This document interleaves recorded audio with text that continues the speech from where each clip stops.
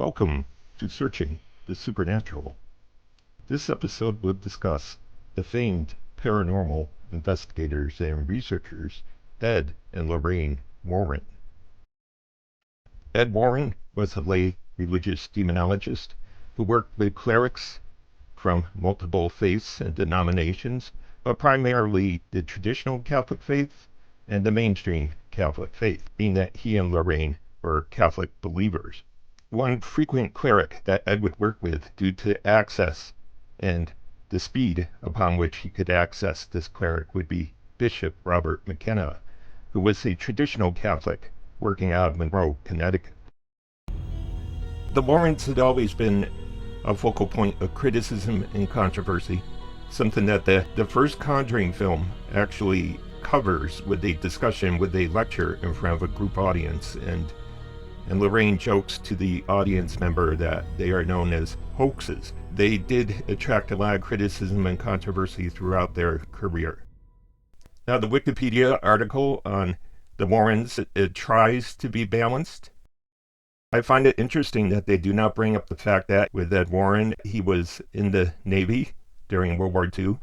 He was aboard a ship in the North Atlantic when it collided with another ship and an intense fire broke out on the ocean.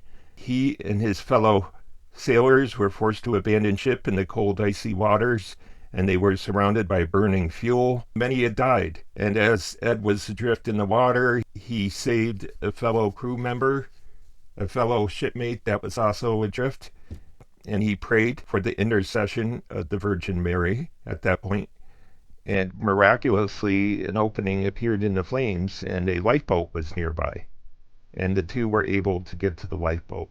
So this started Ed's focus upon faith and belief in a greater divine power, particularly through his Catholic faith. And his Catholic faith would become extremely prominent during his paranormal and supernatural investigations as he worked with the church to help people who were suffering under violent and negative situations.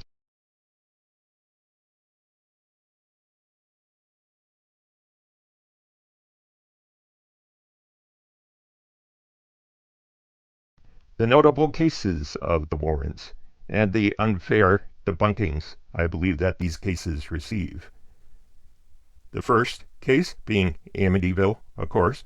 The Amityville haunting or the Amityville horror was a very prominent book and movie in the late 1970s. It was a cultural phenomenon. Unfortunately, the Amityville case became too famous, and curiosity seekers and tourists started flooding to the small town of Amityville on Long Island looking for the famous house with the curved windows at the top that looked like two Ys. And everyone wanted to take a photo in front of the house, and everyone wanted to see the house. And the town was overrun with traffic jams for a while. City officials and city representatives knew that this attention was untenable and that it was damaging to their area. So they came out publicly making very skeptical comments about the case and the situation with the haunting, saying that there were no property damage issues on the property and that the claims that the Lutz family made on the property were unfounded and but they had an ulterior motive for doing this. They wanted to quench any thirst that people had to visit and to flood the town and to flock around this house. The Annabelle situation. In the movies, Annabelle was a very creepy, gothic-looking doll. In reality, it was a very large Raggedy Ann doll that two apartment roommates owned. I believe they were nurses or nursing students. And they apparently treated Annabelle like a real little girl. They even put jewelry on her. I remember seeing a photograph of Annabelle sitting in a chair with jewelry on her. They believed that the dead spirit of a young girl named Annabelle Higgins was residing inside the doll. Well, the boyfriend of one of the women hated the doll and hated the attention they were giving the doll, even sitting the doll at the dinner table. So apparently on one occasion he threw the doll and mocked it, and claw marks appeared on his body. 3 claw marks, now 3 being a significant number in the realm of Catholic demonology. When the spirits do things in 3, It is meant to mock the Trinity. Now, they were getting a little frightened by the doll. They would find the doll perfectly balanced and standing. Now, keep in mind, this is a Raggedy Ann doll, right? They are very raggedy. They are very non-solid. They don't have stability. And they would find it standing. So they tried to get rid of it a few times, and it would reappear. And it was a very scary situation, and they ended up calling in the Warrens. Ed Warren found out that they supposedly gave permission for a spirit to enter the doll that they considered to be the spirit of a young girl. He knew what the claw marks on the boyfriend meant, and he knew this was a demonic pretender. Demons will pretend to be children to gain sympathy and trust. This demonic pretender can be seen later in the 1990s with something that was called the Sally House in the Sally case in Kansas. A young spirit girl appeared to the man living in the house, and they deemed her Sally. The TV series Sightings would start visiting this house in Kansas, and a psychic medium named Peter James, and he would end up being scratched, and as well as the man that lived in the house. They would be scratched live on air, and the scratches would sometimes be deep with blood running from the wounds. Traumatic scratches. Annabelle was much in the same category as Sally. Annabelle was a demonic pretender looking to infiltrate and oppress the people of the household. Ed and Lorraine drove Annabelle home and put her in their occult museum under a protective case, and they had blessings and prayers said around the case to contain her influence. And apparently through the years, others had touched Annabelle and had challenged Annabelle and had met unfortunate consequences due to that. For a full write-up on the Annabelle story, buy the book The Demonologist by Gerald Brittle. The movie versions of Annabelle are based upon the true story, but they are not the true story. Read about Annabelle in The Demonologist. Now, debunkers of the Annabelle case like pointing to an episode of The Twilight Zone. This episode featured a doll that they called Talkie Tina.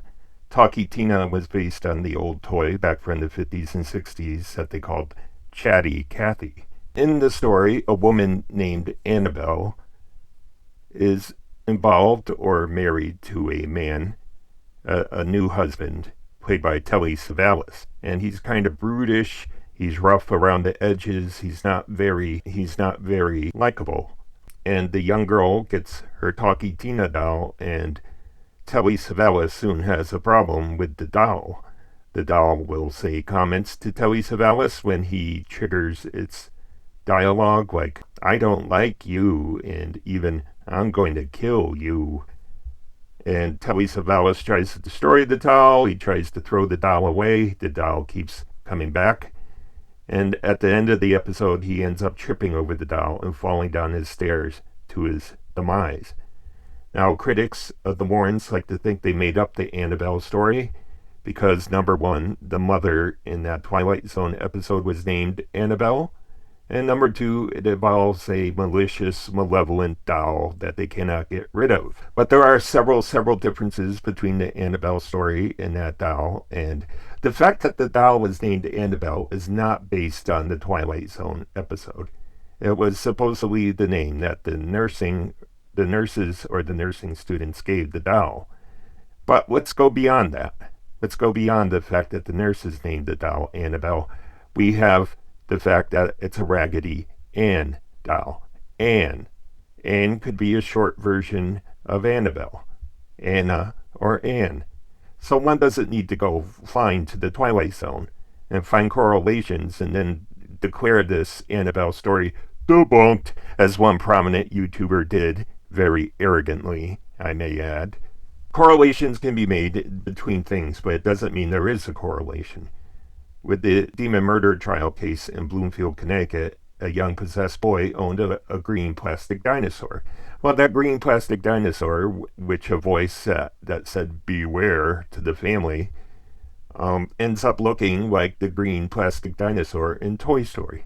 And that, of course, was a green plastic dinosaur that could talk as well. Well, does that mean they got the idea from Toy Story? No, because this case and this incident in this book occurred many years before Toy Story was made. So go ahead and make correlations all you want. That doesn't prove a thing. Other notable cases included a book that was written on a case called In a Dark Place, the story of a true haunting. This took place in Southington, Connecticut, in a house that was a former funeral home. And it was a very vicious and dark haunting where people were attacked, including investigators. The unfortunate thing about this case is that the author, Ray Garton, who wrote the book In the Dark Place, later came out and said that he was frustrated while writing the book because the family would come up with different stories that were conflicting.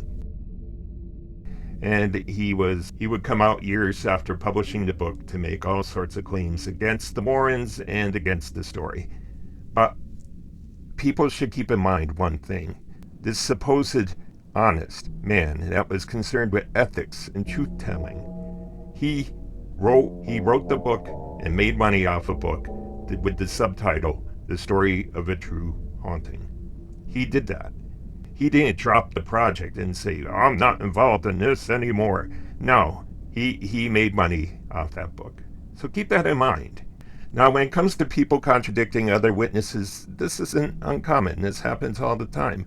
You get 10 people witnessing a traffic accident, you're likely going to have several different versions of that traffic accident. People remember things differently, and people see things differently. But that doesn't mean the traffic accident didn't occur. It means that people are recounting the event to the best of their ability through their prism, through their individualistic lens. And when you get a series of accounts together, that's when you get to the primary truth. And that goes along with anything in life. People remember things differently, people will report things differently, but that doesn't mean they're being dishonest.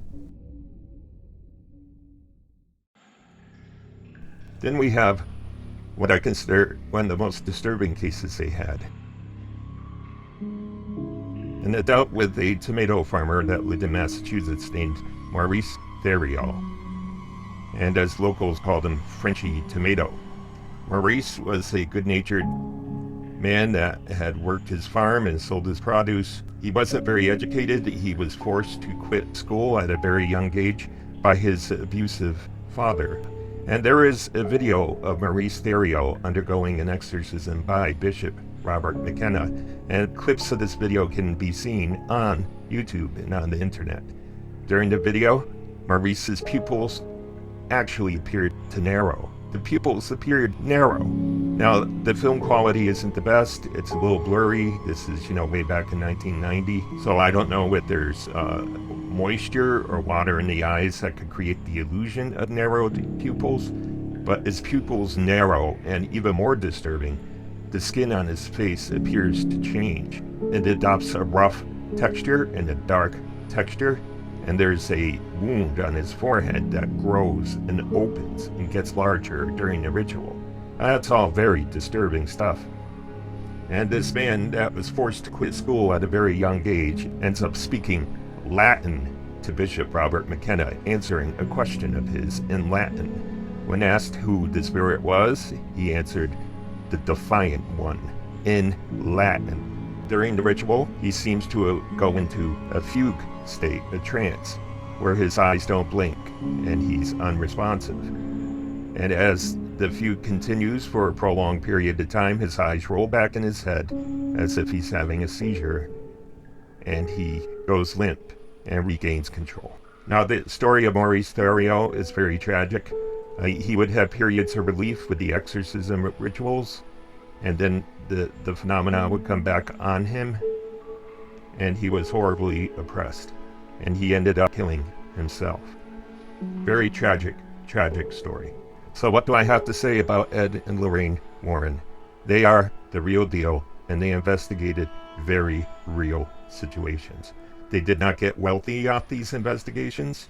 They did not charge people for their services. They made money on lectures, books, ghost tours, and related activities. That was their source of income. They had a modest home in Monroe, Connecticut. They did not live some opulent celebrity high life because of what they were doing. but they managed to make ends meet. So Ed and Lorraine Warren, the real deal. Thank you very much. Until next time.